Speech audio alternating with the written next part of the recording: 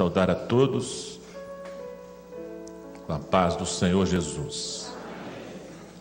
Nosso assunto é a vida no terceiro dia.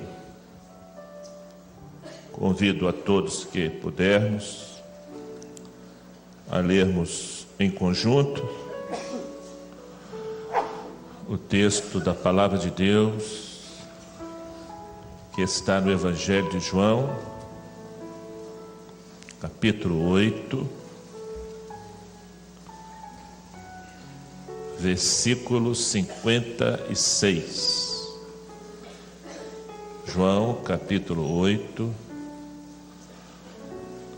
versículo 56. Vamos ler em conjunto. Amém? Leiamos. Abraão, vosso pai,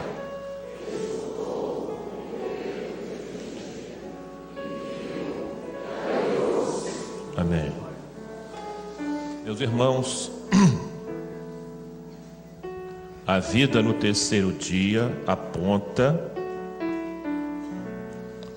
para uma doutrina. E quando o Senhor estabeleceu essa doutrina para a igreja, Ele inaugurou uma nova forma de operar na vida da igreja.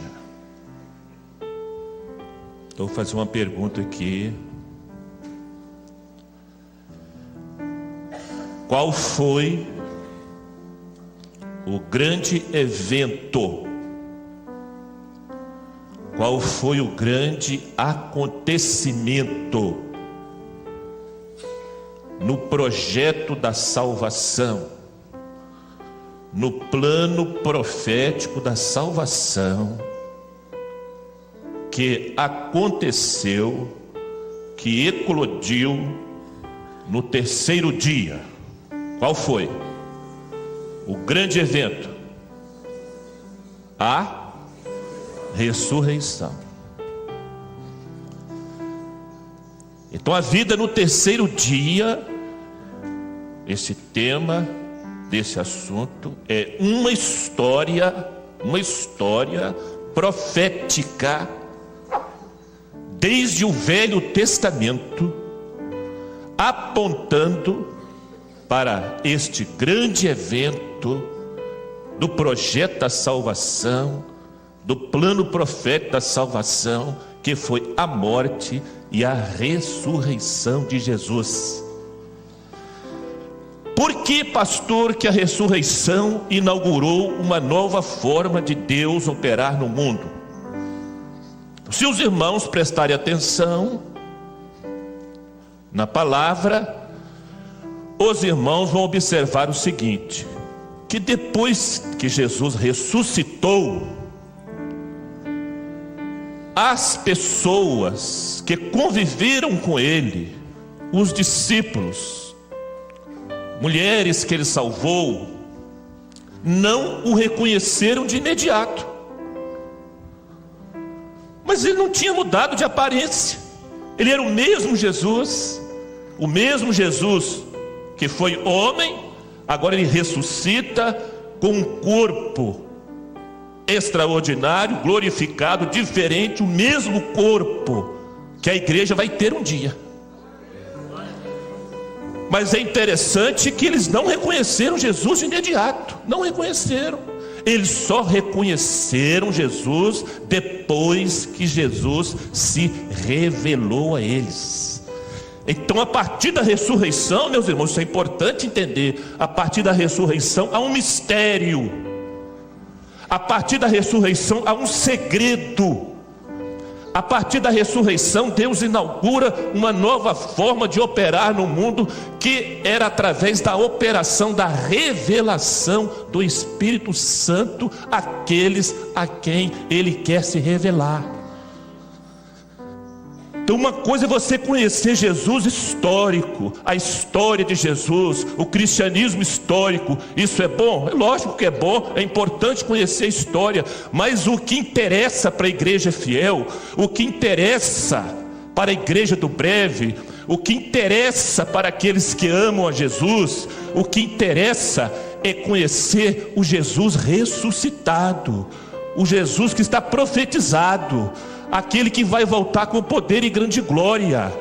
Esse Jesus não é através de livro, de cultura, não depende de capacidade de QI, não depende de QI. A revelação de Jesus não depende de capacidade pedagógica, de absorver ensino. A revelação de Jesus não depende de eloquência de ninguém. A revelação de Jesus depende da comunhão que a igreja está com o Espírito Santo. Porque a partir da comunhão, o Espírito Santo, só Ele revela quem é Jesus, revela a presença dEle, revela o pastoreio dEle, revela a ação dEle, revela a presença dEle. O Espírito Santo faz isso. Quem está aqui na comunhão, uma coisa é reunião, uma coisa é ajuntamento, isso é uma coisa, comunhão é outra coisa. Comunhão é você ter em comum, mas ter em comum o quê? Eu estou falando de igreja, eu estou falando de salvação. Eu não estou falando de ter em comum um quintal, eu não estou falando de ter em comum um carro, eu não estou falando de ter em comum um cartão de crédito como o esposo e a esposa tem. Eu não estou falando disso, eu estou falando daquilo que é eterno. Eu estou falando de valores celestiais, eu estou falando de libertação, eu estou falando de alegria da salvação, eu estou falando de dons espirituais, eu estou falando de revelação na palavra, eu estou falando de ministração de anjos, eu estou falando de alento, eu estou falando de cura, eu estou falando de consolo, eu estou falando de uma operação do Espírito Santo na vida de uma igreja. Isso é comunhão. Então a igreja não é só pastor que tem isso, não existe negócio de super pastor e pastor mais abençoado, não existe isso, meus irmãos. Deus não tem filhos prediletos. Deus não tem filhos prediletos, Deus tem filhos dedicados. Ele tem filhos dedicados. Você pega os 12 apóstolos, quem eram os mais dedicados? Todos nós sabemos, todos eram apóstolos, mas Pedro, Tiago e João eram os mais dedicados. É por isso que ele chamava esses três para ir para o monte orar. Velai comigo. Pedro andou sobre as águas, seguiu o homem do cântaro d'água, preparai o cenáculo, porque aqueles que são mais dedicados, ele confia mais responsabilidades. Aqueles que são mais dedicados têm mais intimidade com ele. Aqueles que são dedicados têm mais experiência com eles. Ele não tem filhos prediletos, mas ele tem filhos dedicados. Ele sabe quem são os pastores mais dedicados, ele sabe quem são as professoras mais dedicadas, ele sabe quem são o grupo de louvor, instrumentistas mais dedicados, ele sabe quem são os diáconos mais dedicados. Pastor nenhum tem instrumento para medir isso, mas ele tem. Ele tem porque é o Espírito Santo que mede isso. Então ele falou aqui a respeito de Abraão. Abraão viu o meu dia. Mas como, meus irmãos? E os judeus não entenderam mesmo não. E os judeus responderam, disseram-lhe pois os judeus, ainda não tem 50 anos e viste Abraão? Por que eles responderam isso? Porque Abraão viveu 2000 anos antes de Jesus. Aí Jesus diz aqui que Abraão viu o dia dele. Abraão viu o dia da glorificação. Abraão viu o dia da salvação. Abraão viu o dia da ressurreição. Como que Abraão viu isso? Da mesma forma que a igreja hoje vê, com os olhos da fé, pelo profético. A igreja, meus irmãos, João já nos viu na eternidade. João já nos viu cantando o coro celestial. João já nos viu andando nas ruas de ouro. Que dia foi esse que Abraão viu? Qual foi o dia que Abraão viu o dia da salvação? Ele viveu 2000 anos antes. Então vamos lá em Abraão. Nós conhecemos a história de Abraão. Com 75 anos de idade, Deus chamou Abraão. Abraão se matricula na escola da fé.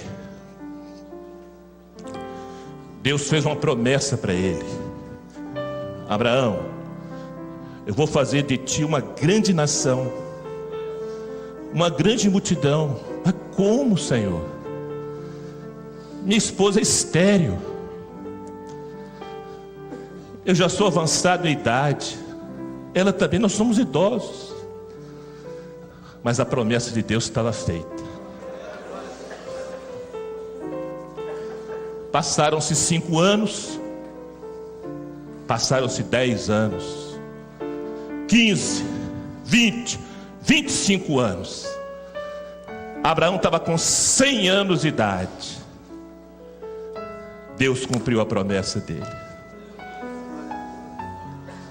Nasceu Isaque, que significa riso. Isaque era a alegria de Abraão. Isaque era a alegria de Sara, o filho da aliança, o filho da promessa. A alegria de viver era Isaque para Abraão e Sara. 25 anos, meus irmãos, para cumprir a promessa. Deus tem promessa sobre a sua vida. Deus tem promessa sobre sua casa. Deus tem promessas para o seu casamento. Deus tem promessa para a sua profissão. Deus tem promessa de salvação para a sua família. Se foi Deus que falou, vai cumprir.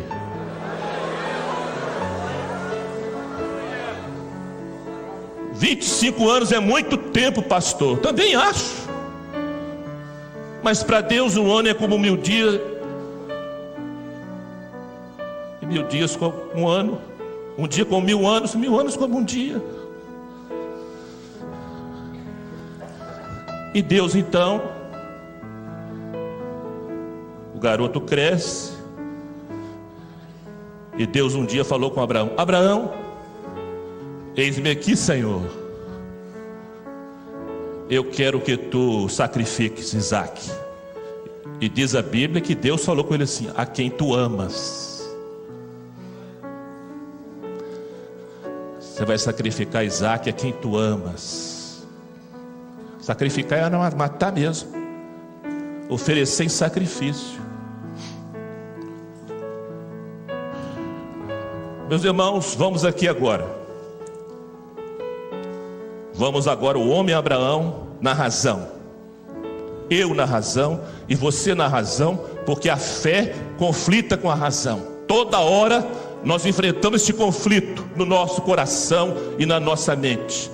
Conforme as situações da vida, aquilo que Deus fala conosco, aquilo que nós estamos enfrentando, a promessa que Ele faz, as circunstâncias conspiram contra, a fé e a razão conflitam toda hora. Abraão na razão podia ter feito assim: espera aí, Senhor Deus, espera aí, não estou entendendo nada. Então o Senhor me dá uma promessa de um filho, de fazer de mim uma grande nação.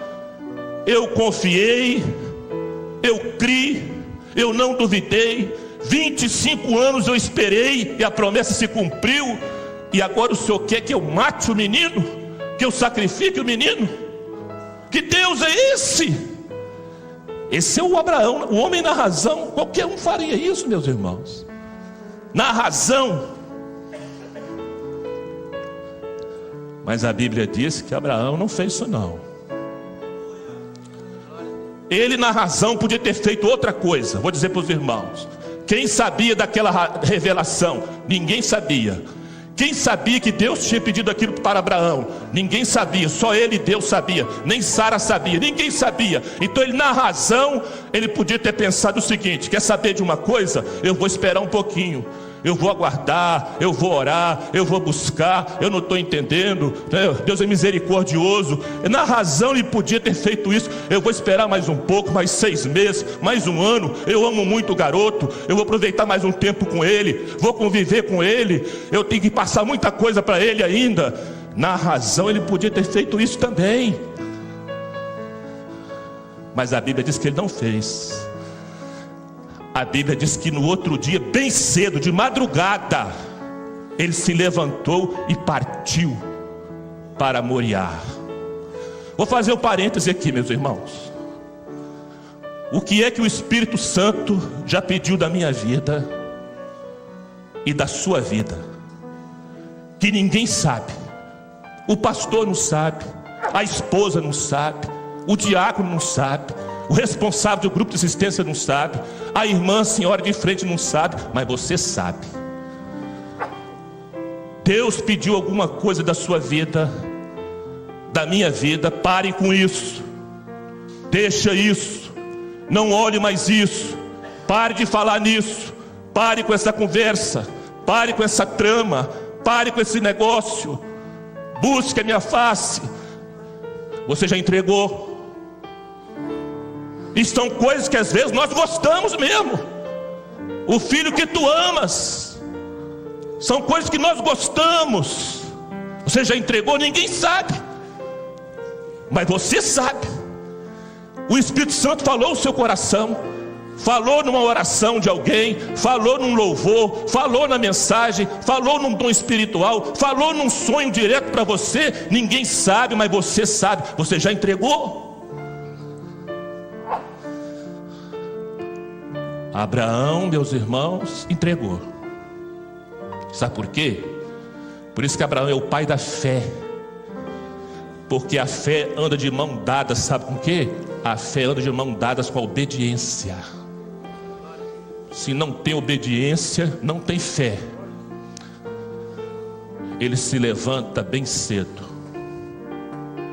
e partiu para a terra de Moriá. E diz a Bíblia, meus irmãos, que é o 3º dia. Para que a Bíblia citou isso? Para que isso está registrado na palavra? Porque tem uma história profética, que é a história da ressurreição. Ao 3º dia, ele viu o monte. Quando chegou ao pé do monte, ele falou com os seus servos: ficai aqui, meus irmãos. Olha o que Abraão falou. Veja que homem notável, que fé extraordinária, que fé genuína. Ele falou exatamente o seguinte: ficai aqui, porque eu e o moço subiremos, adoraremos e voltaremos. Para ele sacrificar Isaque, entregar Isaque, era adoração. Eu vou dizer uma frase aqui bonita de dizer, mas é muito difícil de viver. Preste, então tenha muito cuidado com a resposta. Quando Abraão fala aquilo, quando ele diz: eu e o menino subiremos, adoraremos e voltaremos, ele estava dizendo o seguinte: ele estava mostrando que a fé dele, a fé de Abraão, ele estava disposto a perder tudo, menos Deus. A sua fé é essa fé. Essa é a minha fé. Nós somos filhos de Abraão, diz a Bíblia. Nós temos a genética da fé dele. Esta é a sua fé. Você está disposto a perder tudo, menos Deus? Cuidado com a resposta. Tenha muito cuidado com a resposta, porque às vezes acontecem coisas na vida que dói muito. Dói meses, anos. E lá em Hebreus diz: embora a Bíblia não menciona que havia havido ressurreição antes de Abraão, mas lá em Hebreus diz que Abraão cria que Deus era capaz de ressuscitar Isaque dos mortos. E agora, meus irmãos, vai o pai e o filho. Tudo era profético. Subindo o monte, ele deu para Isaque a lenha, a madeira. Isaque, você leva a lenha, eu levo o cutelo, a faca e o fogo. E no caminho para o cume do monte, Isaque faz a pergunta: meu pai, eis-me aqui, meu filho, tudo está pronto, a lenha eu estou carregando, o cutelo, o fogo na tua mão, o filho com a madeira, o pai, o cutelo e o fogo, tudo está pronto. Mas onde está o cordeiro? Onde está a vítima? Quem vai morrer? Quem vai ser sacrificado? Meus irmãos, que resposta difícil para Abraão. Mas daquele dia Abraão descobriu um novo nome de Deus, porque a fé de Abraão faz isso. Se você tem a fé de Abraão, você vai descobrir nomes novos que Deus tem, que você não sabia. E ele falou: Jeová Jiré. Jeová Jiré, Deus proverá, meu filho. A fé de Abraão o fez descobrir um novo nome de Deus: Jeová Jiré. Essa é a sua fé, meu irmão? É a minha fé? É a fé de Abraão? É? Então Deus proverá. Deus proverá o livramento. Deus proverá a porta para se abrir. Deus proverá a bênção no casamento. Deus proverá a criação dos filhos. Deus proverá o consolo na hora da dor e do luto. Deus proverá alegria de novo. Deus proverá mais pastores. Deus proverá mais diáconos. Deus proverá mais instrumentistas. Deus proverá mais irmãs. Deus proverá mais servos dedicados. A fé nos leva a descobrir novos nomes que Deus tem, que nós não sabíamos. Esse é o Deus de Abraão. Esse é o nosso Deus. Esse é o Deus que provê todas as coisas. Isaque levou o lenho, subiu o monte levando o lenho. Jesus subiu o Calvário, levando o madeiro, levando a cruz. O pai, cutelo na mão, juízo, e o fogo, a luz, lá no alto do Monte Moriá. Vamos parar aqui agora, meus irmãos. Nós estamos no Monte Moriá, amém? Vamos imaginar isso. Estamos no Monte Moriá, mas nós vamos cancelar a fé, vamos anular a fé. Não temos fé, a fé está cancelada, a fé está anulada. E eu estou vendo um homem, um pai, amarrando o seu filho num altar de pedras, colocou a lenha, colocou sobre a lenha, assim como Jesus foi colocado sobre o madeiro, e agora ele levanta o cutelo para matar o seu filho. Não tem fé, a fé está anulada, a fé está cancelada. Tira a fé de Moriá. Sabe o que eu vejo? Eu vejo um louco assassino. Mas quando a fé entra na história, eu não vejo um louco assassino. Eu vejo um homem consagrado e dedicado a Deus, e dizendo a Deus o seguinte: eu te amo mais que tudo, Deus.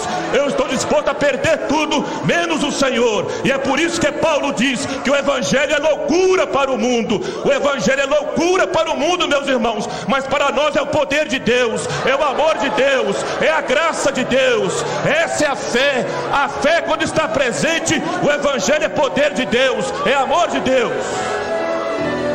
Abraão viu o meu dia. Quando foi que ele viu? Quando foi que ele viu o dia da salvação? Quando foi que ele viu o dia da glorificação? Quando foi que ele viu o dia da ressurreição? Neste dia. Quando ele levantou o cutelo para imolar Isaque, os céus bradaram: Abraão, Abraão, não faças tal, porque agora eu sei que temes a Deus. E quando ele olhou, estava lá o cabrito, o cordeiro amarrado para substituir Isaque. Naquela hora, meus irmãos, Isaque ressuscita para Abraão. Quando ele saiu de casa, ele saiu decidido em matar o menino. Naquele caminho da casa até o Monte Moriá, 3 dias, Isaque estava morto no coração dele. Ele estava decidido a fazer aquilo mesmo. Mas lá no monte, Isaque ressuscita para ele. Lá no Monte Moriá, os céus bradaram e o cutelo não desceu. O que prevaleceu foi o fogo da luz e da vida. Mas no Calvário não. No Calvário ele falou: Tetelestai, está pago, está consumado, o homem está perdoado, eu paguei todas as dívidas, o homem não deve mais nada. Mas o céu ficou em silêncio, Deus virou o rosto, Deus poupou Abraão da sua dor, mas não poupou a ele mesmo. Ele deu Jesus para morrer por nós. Mas ao terceiro dia, o brado Tetelestai, está consumado, foi respondido. Ao terceiro dia ele ressuscitou. O amor de Deus ressuscitou Jesus, e nós estamos aqui glorificando o Senhor, bendizendo a Ele, porque nós temos a esperança da vida eterna, da ressurreição. Louvado e bendito seja o nome do Senhor. Vamos colocar de pé.